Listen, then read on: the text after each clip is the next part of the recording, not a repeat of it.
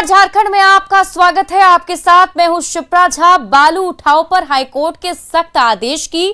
गोड्डा में बेखौफ बालू माफिया को कोई परवाह नहीं है। गोड्डा में रात के अंधेरे में बालू के अवैध कारोबार का काला खेल लगातार जारी है। रात में पुलिसकर्मी तैनात रहते हैं बालू के कारोबार पर रोक लगाने के लिए, लेकिन उनकी भूमिका मूक दर्शक से अधिक नहीं रहती।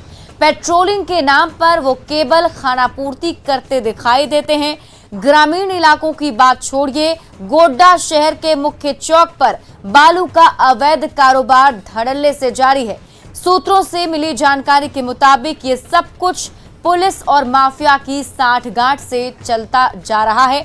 तस्वीरें आपके टीवी स्क्रीन है, जिस पर आप साफ देख सकते हैं कि रात के अंधेरे में मुख्य चौक पर बालू की डंपिंग की जा रही है, वो भी तब जब हाईकोर्ट और एनजीटी ने 10 जून से 15 अक्टूबर तक मॉनसून की अवधि तक बालू के उठाव पर रोक लगा दी है। लेकिन पुलिस है कि माफिया के आगे नतमस्तक दिखती है। वहीं पुलिस की पेट्रोलिंग जारी है, लेकिन इसके बीच भी बालू का अवैध कारोबार कई गंभीर सवाल खड़े कर रहा है।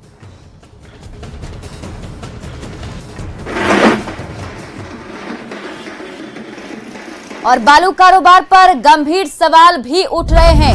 रोक के बाद भी कैसे जारी है बालू का ये कारोबार, सबसे अहम सवाल है। सवाल ये भी है कि क्या हाईकोर्ट से भी ऊपर है बालू माफिया, तभी वो इस तरीके से अवैध कारोबार कर रहे हैं। माफिया के आगे क्यों मूक दर्शक बनी हुई है पुलिस?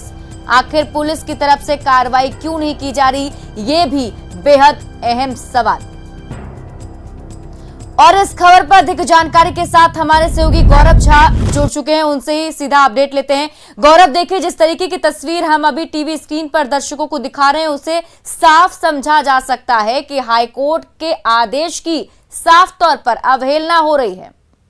जी हाँ शिप्रा, जिस तरीके से ये तस्वीर गोड्डा से आ रही है, और ये कोई दूर या गांव के इलाके से नहीं, शहर के मुख्य शहर से ये तस्वीरें हैं। मुख्य कारगिल चौक से नजदीक से इस तरीके से गाड़ियां बालू भर कर जाती हैं और वो अनलोड होती हैं, जो सीसीटीवी कैमरे में भी कैद हो जाती है। तो ये एक बड़ा सवाल उठता है जिला प्रशासन के ऊपर कि ये किस तरीके से काम चल रहा है। क्या प्रशासन की मिलीभगत के कारण ये काम चल रहा है, या बालू माफियाओं का मनोबल इतना बढ़ चुका है कि प्रशासन उस पर काबू नहीं कर पा रही? जी बिल्कुल गौरव, ये भी बताइए कि तस्वीरें सामने आने के बाद, खबर उठाए जाने के बाद, क्या किसी अधिकारी से आपकी बातचीत हो पाई? उनकी तरफ से क्या कुछ कहा जा रहा है कि आखिर इस तरीके से अवैध कारोबार हो रहा है तो पेट्रोलिंग वाली जो टीम है कर क्या रही है? सवाल बड़ा उठता है पेट्रोलिंग की टीम, लेकिन इन तमाम चीजों को लेकर जब आज हमारी बात गोड्डा एसपी वाइस, उन्होंने बताया है कि टास्क फोर्स गठन कर इन चीजों पर रोक लगाया जाएगा। लेकिन सवाल यह है कि रोक कब लगाया जाएगा, जबकि कोर्ट का आदेश है कि बालू उठाव बंद है। तमाम अधिकारी और पदाधिकारी भी इस चीज का कि बालू उठाव नहीं हो रहा है, तो फिर ये तस्वीरें सामने आ कैसे जाती है? और ऐसा नहीं है कि सिर्फ एक आध दो तस्वीरें, पूरी रात की अगर हम बात करें से लेकर सुबह के 6 बजे 7 बजे तक ये गाड़ियां बाजार में चलती है, चाहे कारगिल चौक का इलाका हो। और सबसे बड़ी बात ये कि बाजार के बीचों बीच 2 थाना है। अगर शहर की हम बात करें तो नगर थाना और मुफस्सिल थाना, दोनों थाने की गश्ती वाहन बाजारों में घूमती रहती है। तो क्या सिर्फ वो टॉर्च दिखाकर गाड़ियों को आगे कर देती है या गाड़ियों को रोकती है? अगर रोकती है तो फिर ये गाड़ियां अनलोड कैसे हो जा रही है, ये बड़ा सवाल है। जी, बहुत बहुत शुक्रिया गौरव तमाम जानकारी के लिए। तो देखिए, सवाल जस का तस अभी भी बना हुआ है, और सवाल सीधा सीधा प्रशासन से, वो इसलिए क्योंकि जिस तरीके से हाईकोर्ट की तरफ से साफ तौर पर बालू के अवैध खनन पर रोक लगाया गया है, काला खेल जो है उस पर रोक लगा दिया गया है, अक्टूबर तक रोक जारी है, फिर भी इस तरीके से धड़ल्ले से बालू माफिया इस कारोबार को अंजाम दे रहे हैं। और पुलिस की जो पेट्रोलिंग टीम है वो बस मूक दर्शक बनी हुई है।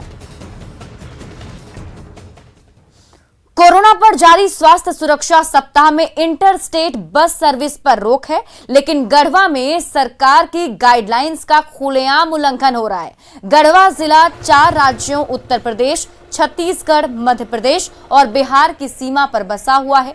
यहां सैकड़ों बसें हर दिन दूसरे राज्यों से आती हैं, जबकि केवल राज्य में ही बसों के आने जाने की मंजूरी दी गई है। लेकिन सरकार के आदेश को ही बस संचालक तरजीह नहीं दे रहे।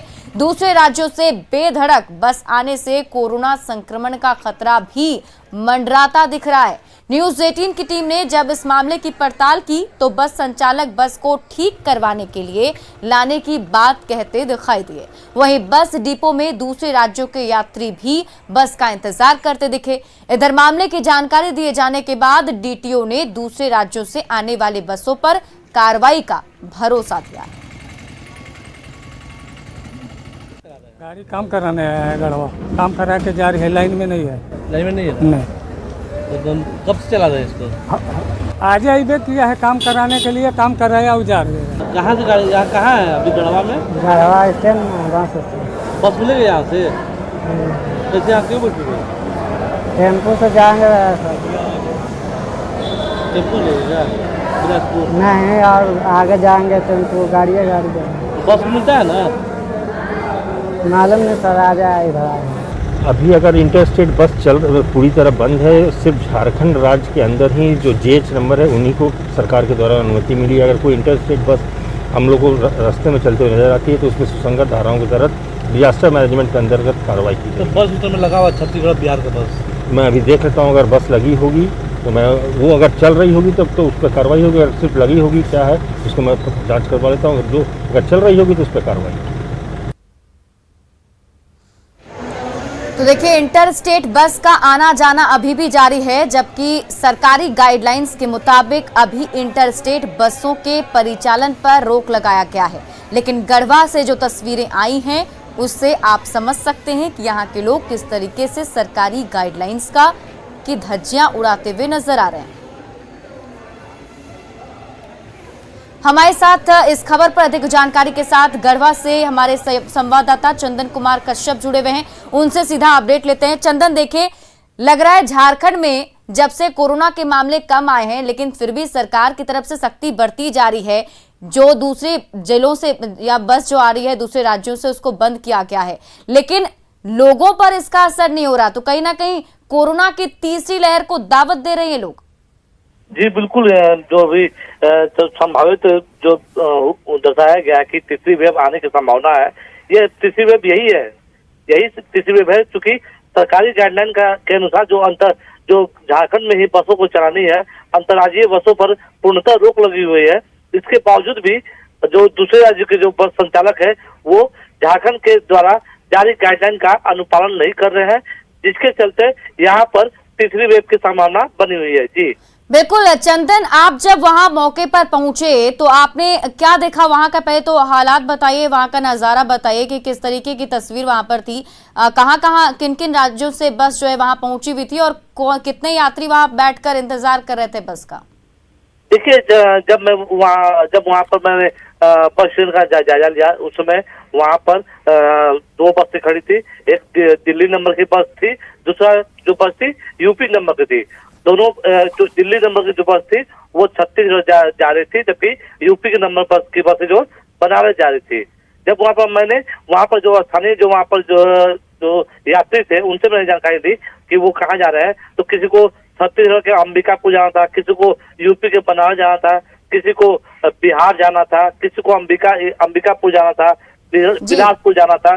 कई जगहों के जो यात्री है, लगभग 200 से 300 की संख्या में यात्री वहां पहुंचकर बसों का इंतजार में बिल्कुल। और इसको देख करके हम यही समझ सकते हैं कि लोग कहीं ना कहीं अब कोरोना के खतरे को समझ ही नहीं पा रहे हैं और अनजाने में से ही वो तीसरी लहर को न्योता जरूर दे रहे हैं।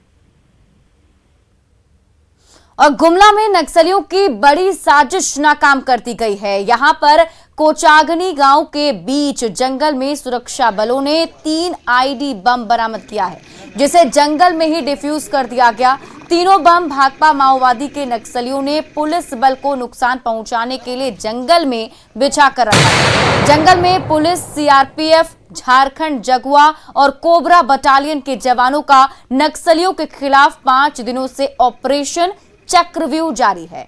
इसका मकसद ग्रामीण इलाकों में छिपे नक्सलियों को पकड़ना या फिर उन्हें मुठभेड़ में मार गिराना है। इस अभियान में डॉग स्क्वाड का भी साथ मिल रहा है और स्क्वाड में शामिल एक खोजी कुत्ते ने ही इस बम को खोजा है। एसपी ने बताया कि नक्सलियों के खिलाफ ऑपरेशन अभी भी जारी है।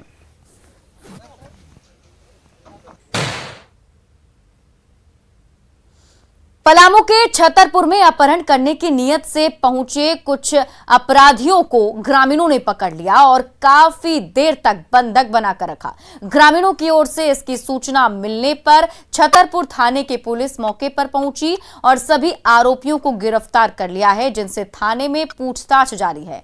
गांव वालों के मुताबिक कुछ युवक गांव के ही एक लड़के को बंधक बनाकर ले जा रहे थे। इसी दौरान ग्रामीणों की नजर उन पर पड़ गई।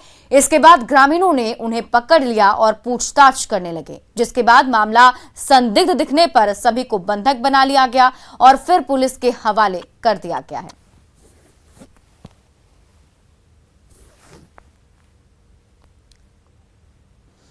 गुमला के मेरंग बिरा के जतरू सिंह ने झतनी टोला प्रज्ञा केंद्र के संचालक के ऊपर पैसा हड़पने का आरोप लगाया है। आरोप लगाया गया है कि जून में 56,900 रुपए जमा किया गया था। संचालक ने इसका पर्ची भी दिया और कुछ दिनों के बाद खाता चेक करवाया गया तो उसमें 16,900 कम पाए गए। संचालक ना तो पैसा जमा कर रहा है, ना ही वापस कर रहा है। बचत खाता का पासबुक नहीं दिया जाता है। पीड़ित ने सीसीई और वीडियो से शिकायत की। संचालक का मोबाइल बंद आ रहा है।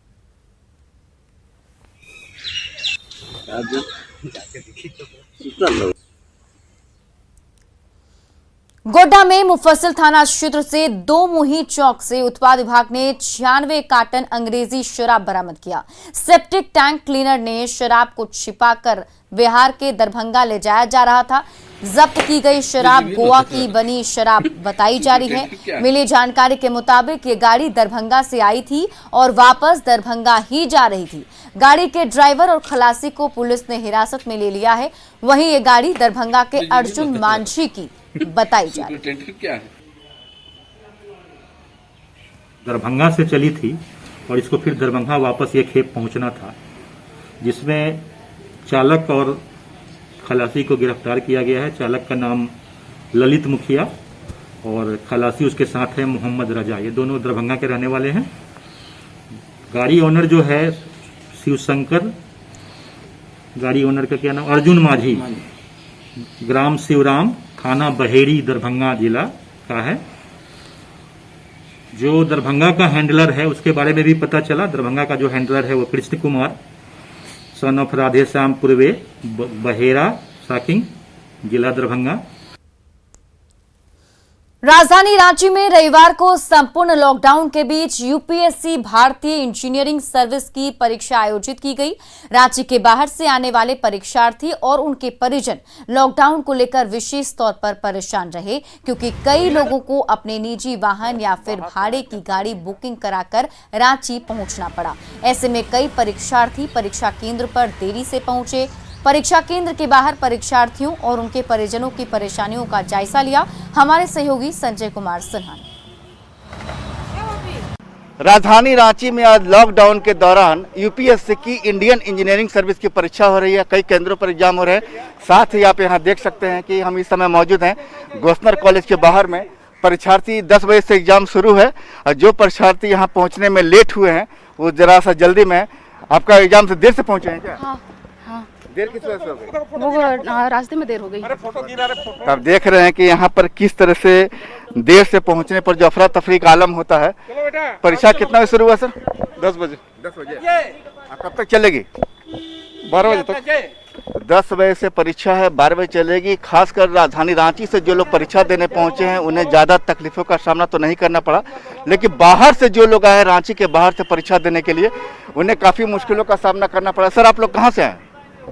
हम तो लोकल यहाँ से रांची से धुरवा से आए जी। तो आप तो अपने वाहन से ही आए होंगे? अपने वाहन से आए, क्योंकि बाहरी वाहन को ये है नहीं, सरकार ने कोई व्यवस्था नहीं की है। हालांकि पेपर में आया था कि जो है सरकारी बस दी जाएगी, लेकिन हम तो पूरे रास्ता देख लिए, कहीं भी कोई वाहन नहीं मिली। अंत में अपना स्कूटर चला के आया हूँ भाग करके। कहीं ट्रैफिक पुलिस ने पकड़ा? नहीं, अभी तो ट्रैफिक पुलिस कोई रोड में नहीं है, अभी मिला नहीं, कोई रोड में नहीं था, अभी नहीं था। आपने इनकी बात सुनी कि सरकार की ओर से कहा गया था कि बाकायदा इसके लिए बसें चलाई जाएगी परीक्षा को, लेकिन ऐसा कुछ भी देखने को नहीं मिला। सर आप कहाँ से आए? धनबाद से आए हैं जी। जी कैसे आए सर? मैं अपनी कार से आया। अपनी कार से? हाँ, मेरी बेटी का एग्जाम है जी। तो मैं धनबाद से आया, कोई दिक्कत नहीं हुआ रास्ते में। कहीं पुलिस ने रोका पीटा? नहीं, कहीं नहीं। अपना एडमिट कार्ड वो अलाउ था, क्योंकि जानकारी था कि एडमिट कार्ड जिसको रहेगा वो अपने साथ में वही पास रहे, तो हम लोग आए, कोई दिक्कत नहीं हुआ। बिल्कुल। आप कहाँ से आए सर? हजारीबाग से। हजारीबाग से। हाँ। तो बेटे को एग्जाम देने आए? हाँ, बेटा का एग्जाम दिलाने आया। तो किसी तरह कोई दिक्कत नहीं, वो कोई गाड़ी चल नहीं रही, अपनी गाड़ी बुकिंग करवा के आया हूँ। बोलेरो। पैसा लगा? लगभग 3000 रुपये। यानी परीक्षा दिलाने के लिए आपको 3000 रुपये खर्च करने पड़े? हाँ। देखा आपने कि खास करके जो लोकल लोग हैं, सरकार ने व्यवस्था की थी कि बस चलाई जाएगी, लेकिन ऐसी कोई व्यवस्था इन्हें देखने को नहीं मिली। जो लोग बाहर से आए हैं, धनबाद से, हजारीबाग से या दूसरे जिलों से, उन्हें खासी मशक्कत का सामना करना पड़ा, परेशानी भी और पैसे भी खर्च करने पड़े। संजय कुमार सिन्हा, न्यूज़ 18, रांची। लोहरदगा में कभी लाल क्रांति में शामिल नक्सली अब सरेंडर के बाद कृषि क्रांति से जुड़कर हरित क्रांति और पर्यावरण संरक्षण का दूत बन गए हैं। पूर्व नक्सली दानियल लकड़ा अब समाज के लोगों के बीच एक मिसाल भी पेश कर रहे हैं। मुख्य धारा से जुड़कर विकास की राह पर लगातार आगे बढ़ रहे हैं। साल 2006 में भाकपा माओवादी संगठन से जुड़ने वाले दानियल ने 2013 में सरेंडर कर दिया था। आज दानियल लकड़ा खेती कर अपने और अपने पूरे परिवार का पेट पाल रहे हैं। सरेंडर के बाद मुख्य धारा से जुड़ने के बाद पूर्व नक्सलियों को सरकारी सुविधा मिलती है, लेकिन दानियल को अब तक कोरा आश्वासन ही मिला है। कई बार उन्होंने प्रशासन को आवेदन भी दिया, लेकिन कोई सुनवाई नहीं हुई है। वहीं मामले की जानकारी मिलने पर डीसी ने गृह विभाग में पुलिस बल में नौकरी का भरोसा दिलाया, साथ ही सारी सुविधाएं जल्द ही दिए जाने की उम्मीद जताई। किसी को विरोधी नहीं करते हैं। उस समय था कि मैं बंदूक पकड़ के जंगल जंगल भटक चल रहा था। उस समय बहुत हम विरोध करते थे कि दानियल लकड़ा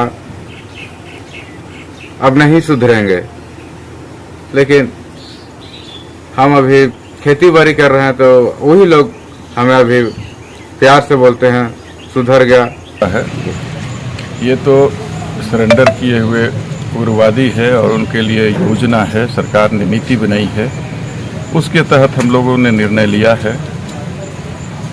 और ये उग्रवादियों का पुनर्वास की बात है, तो हम लोग उनके अनुसार नियम को देखते हुए कोई निर्णय ले तो ये बेहतर होगा।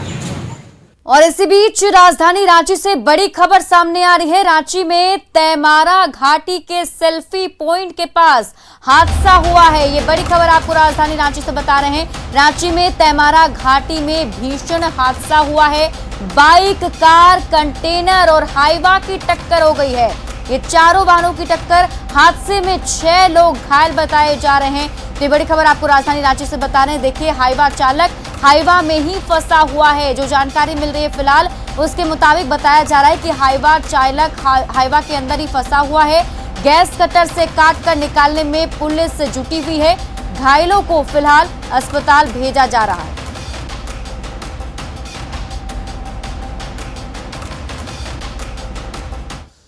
नेटवर्क 18 फेडरल बैंक संजीवनी गाड़ी भारत के कोविड प्रभावित जिलों में जा रही है। वैक्सीन के लिए जागरूकता फैलाने की हमारी इस मुहिम को आप भी अपना सहयोग दीजिए। चलिए आपको दिखाते हैं संजीवनी गाड़ी अब तक कहां-कहां गई और आज कहां है।